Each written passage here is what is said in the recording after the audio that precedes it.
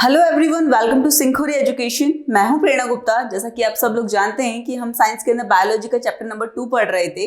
Chapter number 2 that is human system, मानव तंत्र के बारे में हम पढ़ रहे थे। इसके अंदर मैंने आपको बताया था 5 तंत्र हैं।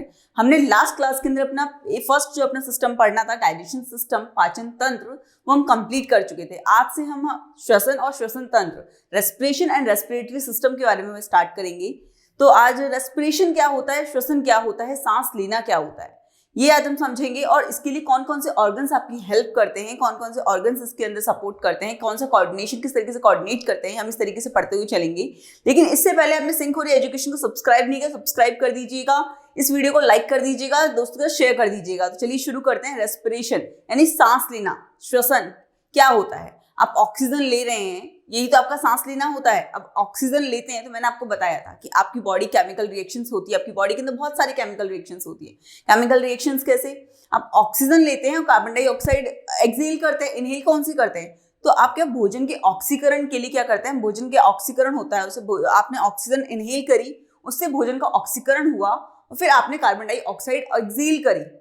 ठीक है, तो भोजन का ऑक्सीकरण के लिए ऑक्सीजन का इनहेल करना और कार्बन डाइऑक्साइड का एक्सहेल करना, यही होता है आपका श्वसन।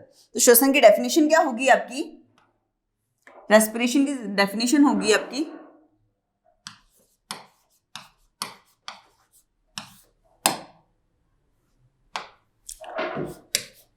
भोजन के ऑक्सीकरण के लिए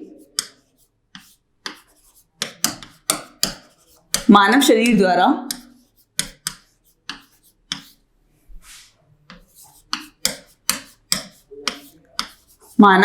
द्वारा O2 यानी ऑक्सीजन गैस का लेना,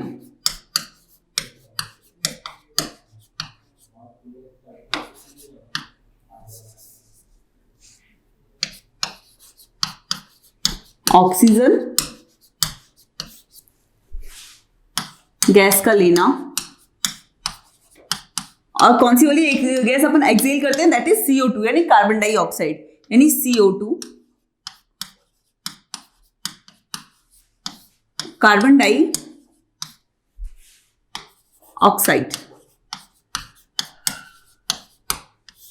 का छोड़ना, यही कहलाता है आपका श्वसन। छोड़ने की प्रक्रिया को कहते हैं अपन श्वसन की क्रिया। तो समझ में आ गई श्वसन किसे कहते हैं, यहाँ पर रेस्पिरेशन किसे कहते हैं, ऑक्सीजन का लेना। अब ऑक्सीजन क्यों लेते हैं अपन, ऑक्सीजन अपन इसलिए लेते हैं ताकि हमारा भोजन है वो ऑक्सीकृत हो जाए। ठीक है, भोजन के ऑक्सीकरण के लिए हम ऑक्सीजन लेते हैं और कार्बन डाइऑक्साइड एक्सहेल करते हैं। अब श्वसन जो क्रिया हो रही है, इसके लिए आपको पता है हमारे एक भी कोई सिस्टम होता है, सिस्टम के अंदर बहुत सारे ऑर्गन्स होते हैं। मैंने आपको सिस्टम की डेफिनेशन बहुत अच्छी से समझाई थी कि पहले सेल्स होते हैं, सेल्स आपस में जो सेम काम करते हैं, वो सेल्स आपस में फॉर्म होकर टिश्यू फॉर्म करते हैं, टिश्यू फिर ऑर्गन्स फॉर्म करते हैं, ऑर्गन्स आपका सिस्टम फॉर्म करता है। मतलब एक सिस्टम के अंदर, एक तंत्र के अंदर बहुत सारे ऑर्गन्स होंगे। ठीक है, ऐसे ही श्वसन तंत्र के अंदर हमारे बहुत सारे ऑर्गन्स होंगे। श्वसन तंत्र के अंदर बहुत सारे ऑर्गन्स आपस में कोऑर्डिनेट करके ही हमारी जो रेस्पिरेशन की जो प्रक्रिया है, रेस्पिरेशन का जो प्रोसेस है, वो कंप्लीट हो रहा होगा। तो जैसे इसके लिए पहले क्या करते हैं, श्वसन का जो तंत्र है ना, उसे 3 भागों में डिवाइड किया गया है। श्वसन तंत्र के 3 पार्ट किए गए हैं। फर्स्ट इज आपका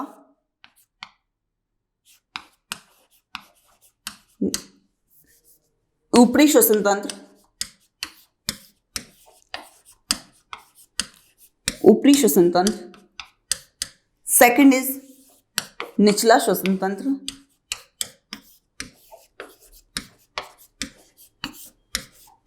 और थर्ड इज श्वसन मांसपेशियां।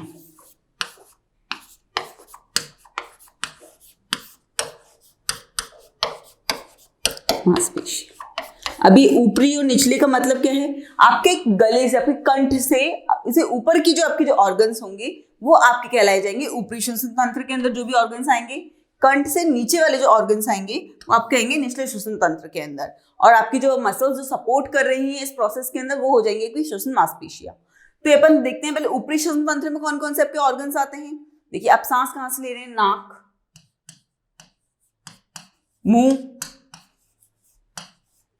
आपकी ग्रसिका, ये आपने डाइजेशन सिस्टम के अंदर भी पढ़ी थी ग्रसिका।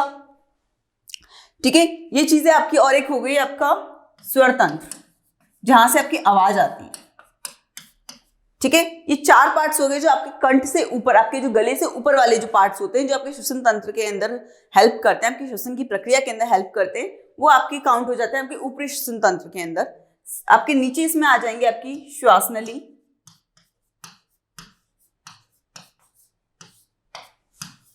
श्वसनी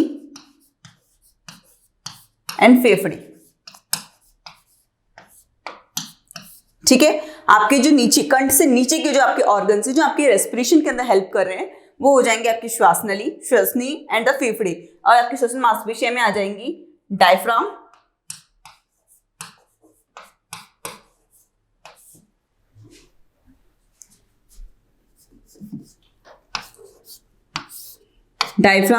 एंड पसलियां। ठीक है। इन्हें हम डायग्राम की हेल्प से भी देख लेते हैं कहाँ हमारी बॉडी के अंदर कहाँ कौन से पार्ट होते हैं। लेकिन इससे पहले आपको श्वसन की क्या होता है, श्वसन की प्रक्रिया क्या होती है, किसे कहते हैं, वो जान लीजिए। और श्वसन तंत्र के अंदर के जो 3 प्रमुख हिस्से हैं, 3 प्रमुख हैं, वो हिस्से हैं, वो कौन कौन से हैं? ये 3 प्रमुख जिस तरीके से डिवाइड किया गया है श्वसन तंत्र को, हमारे रेस्पिरेटरी सिस्टम को जिस तरीके से डिवाइड किया गया है, वो 3 कौन से पार्ट्स में डिवाइड किया गया, वो 3 पार्ट्स नोट डाउन कर लीजिए। उन तीनों पार्ट्स के अंदर कौन कौन से हमारी बॉडी के ऑर्गन्स आते हैं, वो ऑर्गन्स के नाम नोट डाउन कर लीजिए फटाफट से। फिर अपन आगे बढ़ते हैं। फर्स्ट अपन लेते हैं ऊपरी श्वसन तंत्र। ऊपरी श्वसन तंत्र के अंदर आपके कौन कौन से ऑर्गन्स आ रहे हैं, ये आपको मैंने बता दिया। उनके बारे में डिटेल से पढ़ना है, किस तरीके से पढ़ना है वो अपन देखते हैं कि किस तरीके से क्या चीज पॉइंट टू पॉइंट लिखी जाए, ताकि वो एग्जाम में आपके लिए ज्यादा सुटेबल हो, याद करने में आसान रहे, साथ साथ आपको मार्क्स अच्छे मिल जाए। तो ठीक है, पहले आपने नोट डाउन कर लिया होगा अच्छे से। अब हम देख लेते हैं हमारी बॉडी के अंदर एक्चुअली पार्ट्स होते कहाँ कहाँ हैं। देखिए, आपका नोज, आपकी नाक और आपका मुंह, ये तो क्लियरली समझ में आ रहा है। ठीक है। आपका जो यहाँ का ये जो हिस्सा होगा आपकी ग्रसिका और ग्रास नली, ग्रसिका और ग्रास नली जो आपकी ये कनेक्ट हो रही है यहाँ से। ठीक है। यहाँ पे आपका जो ये वाला हिस्सा होता है, ये है आपका लैरिंक्स, यही आपका होता है स्वर तंत्र। ठीक है। फिर आपकी ये चीज आ गई आपकी श्वास नली, ट्रेशिया। ये आपकी जो लच्छेदार चीजें दिख रही हैं, ये रिंग से दिख रही हैं सी शेप में, ये हो जाती है आपकी श्वास नली। ये आपकी जो होती है, फिर ये जो आ रही है, ये होती है श्वसिकाएं, जो आपकी 2 हिस्सों में बट जाती है। जैसे एक तरीके से आपकी श्वास नली यहाँ आ रही है, फिर बाद में आपके ये 2 हिस्सों में बट जाती है, ये हो जाती है आपकी श्वसिकाएं।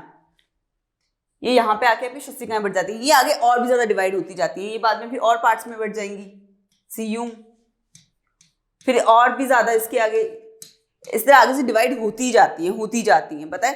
तो इस चक्कर ये आगे जो हो जाएंगी आपकी श्वास नली आगे डिवाइड होती जाएगी। इसमें कहेंगे प्रथम श्वास नली, प्रथम श्वसिकाएं, फिर द्वितीय श्वसिकाएं, तो इस तरीके से आगे डिवाइड होती चली जाएंगी। तो आपके जो फर्स्ट था ऊपरी भाग के अंदर, आपके जो गले के ऊपर जो हिस्सा था, आपका नोज था, आपका माउथ था, आपकी ग्रसिका थी और आपका एक स्वर तंत्र था। ठीक है। ये आपका स्वर तंत्र यहाँ आ जाता है। फिर आपके कंठ के नीचे कौन सी आता था, आपके एक तो आता था श्वास नली, आपकी श्वसिकाएं, और फिर आपके आते थे ये लंग्स, ये आपके लंग्स आ जाते हैं। ठीक है। तो ये लंग्स आ गए। अब आपके गए निचले हिस्से के अंदर ये चीज आ गई। और थर्ड हिस्से के अंदर आपका डायफ्राम आता था, जो आपका नीचे सपोर्टिव सिस्टम आपको दिख रहा है ना यहाँ पे, ये आपका डायफ्राम होता है। और जो इनको सपोर्ट करती है, पूरे आपके सिस्टम को सपोर्ट करती है जो पसलियां, वो आपके मांसपेशियों के अंदर आ जाती हैं। तो आपको डायग्राम से समझ में आ गया कौन कौन से ऑर्गन्स हैं, कहाँ कहाँ आपकी बॉडी के अंदर ये ऑर्गन्स कहाँ पे होते हैं। ठीक है। अब हम स्टार्ट करते हैं इनके बारे में डिटेल स्टडी करना। नोज के बारे में स्टार्ट करते हैं कि नोज का क्या होता है। अब आपने अपनी नोज देखा, नोज को किस तरीके से बताएंगे कि इसके अंदर 2 नॉस्ट्रल्स होते हैं, अंदर कैविटी होती है, आपके 2 नास छेद दिखते हैं आपको नाक के ऊपर, वो आपके नॉस्ट्रल्स होते हैं, नासा छिद्र होते हैं 2 आपके, उसके अंदर आपकी कैविटी होती है, नासा गुहा होती है, उसके अंदर क्या होता है, छोटे छोटे बाल्स होते हैं, और साथ के साथ एक श्लेष्मा पदार्थ स्रावित करती है। अब श्लेष्मा पदार्थ एक स्टिकी पदार्थ जो होता है वो निकलता है। वो क्यों निकलता है, उससे क्या होता है कि हवा के साथ साथ जो धूल के कण आ रहे हैं, जो भी आपकी धूल के कण या फिर कोई भी गलत कण जो हो रही है, कोई अलग पार्टिकल्स आ रहे हैं, वो उनमें उलझ जाते हैं और आपके जो गले के नीचे जा रही है वो आपकी जो हवा होगी वो एकदम साफ होगी। तो ठीक है, इसका जब नाक के अंदर आप क्या लिखोगे, सबसे पहली बात तो इसके अंदर पॉइंट्स किस तरीके से बनाते चलोगे, ये आई होप नोट कर लिया ही है। इसके बाद हम देखते हैं, फर्स्ट हमने जो स्टार्ट कर रहे हैं नोज, नाक, इसमें आप पहले बोलेंगे नासा छिद्र के बारे में, दैट इज नॉस्ट्रल्स। फिर नासा गुहा के बारे में, क्योंकि जो आपको पीछे एक कैविटी सी दिखाई देती है, दैट इज नासा गुहा। फिर इसमें आप बताएंगे हमारे छोटे छोटे बाल होते हैं,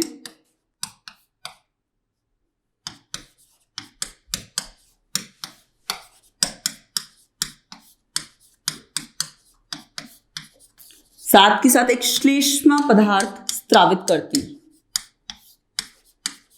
होता है। ये क्या काम करता है आपका? ये आपकी हवा के साथ आने वाले जो भी एक्स्ट्रा पार्टिकल्स हैं उनको रोक लेता है वहीं पे, ताकि साथ में आपकी जो सांस ले रहे हो, आपकी जो श्वास नली के अंदर जाएगी वो एकदम साफ हवा जाएगी। तो ठीक है, ये जो एक्स्ट्रा पार्टिकल्स होते हैं,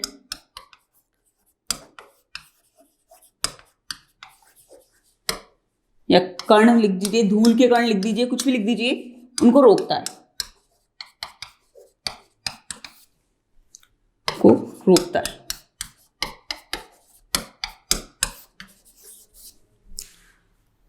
ताकि आपकी श्वास नली के अंदर साफ हवा जाए।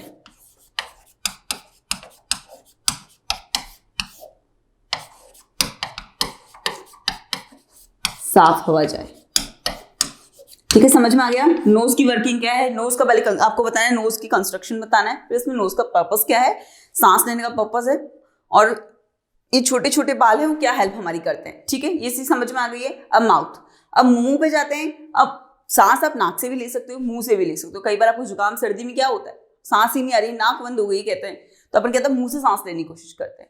मुंह से भी सांस ले सकते हैं, यानी हमारा सेकंड ऑप्शन है सांस लेने के लिए, हवा लेने के लिए, ऑक्सीजन गैस लेने के लिए मुंह से ऑक्सीजन गैस ले सकते हैं। पर आप सोचिए, देखो नाक के अंदर तो छेद आपके वो थे, छोटे छोटे बाल थे, और मुंह के अंदर तो कोई बाल होते नहीं है। तो कहते हैं जो आप जो मुंह के साथ ले रहे हो, वो जो एयर होती है ना, वो इतनी प्योर नहीं होती है। जितनी प्योर आपकी नाक से जो सांस ली है, जो आपने एयर ली है नाक से, वो जितनी प्योर है वो उतनी एयर से ली हुई प्योर नहीं होती है, वो सॉरी मुंह से ली हुई प्योर नहीं होती है।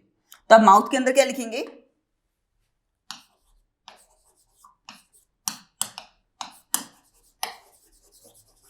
माउथ।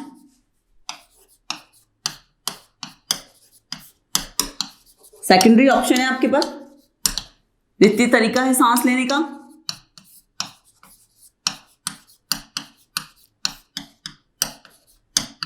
साथ ही साथ जो आप एयर ले रहे हैं वो इतनी प्योर नहीं होगी, तो जो आपने ऑक्सीजन गैस ली है वो शुद्ध नहीं होती है। समझ में आ गया होगा शुद्ध क्यों नहीं होती है। अब ग्रसिका, ग्रसिका हमने पढ़ा था। अब ग्रसिका तो हमने माना, उसमें पाचन तंत्र में भी पढ़ा था। पाचन तंत्र में क्या काम करती थी वो, कि आपके माउथ की जो मुख गुहा होती थी उसको आपके स्टमक से कनेक्ट करने का काम करती थी। तो देखिए इसके अंदर भी सेम यही काम है। इसमें ग्रसिका में आपने देखो 2-3 ग्रसिका हमने पढ़ी थी। एक नासा ग्रसिका, उसके जो पार्ट्स पढ़े थे जब हमने, नासा ग्रसिका, मुख ग्रसिका और कंठ ग्रसिका। ठीक है, ये 3 पार्ट्स थे। यानी जो नाक से कनेक्टेड है वो नासा ग्रसिका, जो मुंह से कनेक्टेड है वो मुख ग्रसिका, और जो कंठ से कनेक्टेड है वो दैट इज अ कंठ ग्रसिका। ये कॉन्सेप्ट था। इसके अंदर मैंने एक चीज और बताई थी, एक फ्लैप होता है। उस फ्लैप से क्या होता है कि आपका जो 2 श्वास नली और एक भोजन नली, अगर श्वास नली के अंदर भोजन नहीं जाना चाहिए, भोजन नली के अंदर श्वास नहीं जाना चाहिए, तो यहाँ पे भी ये था कि वो श्वास नली से कनेक्टेड होती है, तो श्वास नली के अंदर भोजन ना चला जाए। ये वाला चीज वहां पे जो मैंने आपको अच्छे से एक्सप्लेन कर दी थी मानव तंत्र के अंदर, कि क्या कॉन्सेप्ट होता है, कि वो तीनों से कनेक्टेड होती है। साथ में एक फ्लैप भी होता है, एक पट्टा लगा होता है। वो पट्टा किस लिए होता है कि आपकी जो खाना है वो आपकी श्वास नली में नहीं जाना चाहिए, और जो श्वास नली के अंदर और भोजन नली के अंदर की हवा नहीं जानी चाहिए। तो ये काम भी आपकी ग्रसिका करती है। ग्रसिका कनेक्ट करती है आपकी नाक को आपके फेफड़ों से, आपकी श्वास नली से कनेक्ट करती जाती है। ठीक है, फिर बाद में आता है आपका 4th इज स्वरपुंज।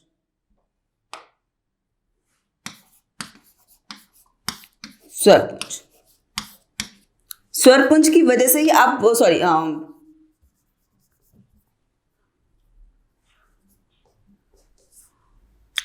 इसकी वजह से ही आप बोल पाते हैं, आप बोलते हैं। तो इसमें क्या होता है, एक श्लेष्मा झिल्ली होती है। एक श्लेष्मा झिल्ली होती है। जब आप बोलते हैं कुछ, तो देखना आप मुंह पे हाथ लगा के देखेंगे तो आपको एक हवा सी फील होती है। तो उसकी वजह से क्या होता है, अब जो हवा होती है उससे टकराती है, और उसी की वजह से वो श्लेष्मा झिल्ली वाइब्रेट करती है। इसी वजह से आपको सब कुछ सुनाई देता है। आप जो बोल पा रहे हैं, आपकी जो बोल पा रहे हैं उसका एक वजह है, उसकी वजह है स्वरपुंज। ठीक है, आप स्वर पुंज की वजह से बोल पाते हैं।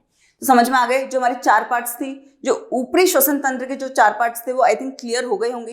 अगर आपको इनके पॉइंट्स लिखने तो आप पॉइंट्स लिख सकते हैं। ग्रसिका के अंदर आपको नासा ग्रसिका, मुख ग्रसिका और कंठ ग्रसिका एक्सप्लेन करनी होगी। फिर आपने ये बताना पड़ेगा कि इसके अंदर एक फ्लैप होता है, जो फ्लैप का क्या काम होता है ये आपको ऑलरेडी एक्सप्लेन कर चुकी हूँ।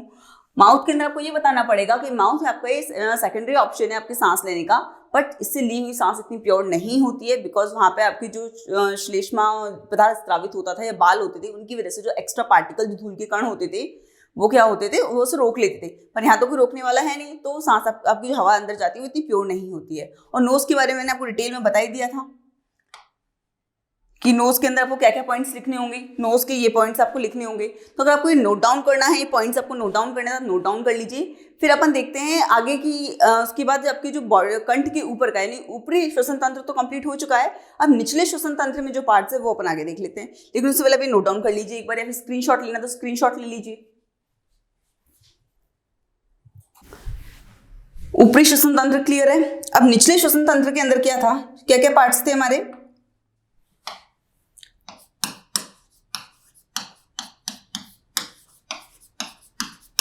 निचले श्वसन तंत्र के अंदर हमें पढ़ना है श्वास नली,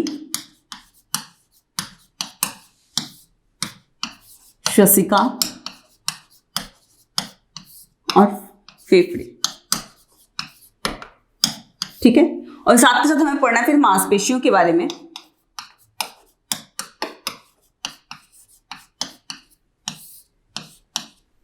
कौन कौन सी हैं आपकी, वो डायफ्राम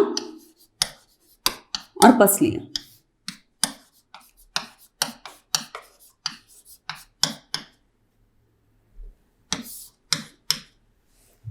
ठीक है, और जिस तरीके से अपन ने लास्ट में पढ़ा था डाइजेशन ऑफ फूड, तो यहां हम पढ़ेंगे आपका जो श्वसन प्रक्रिया है वो किस तरीके से होती है।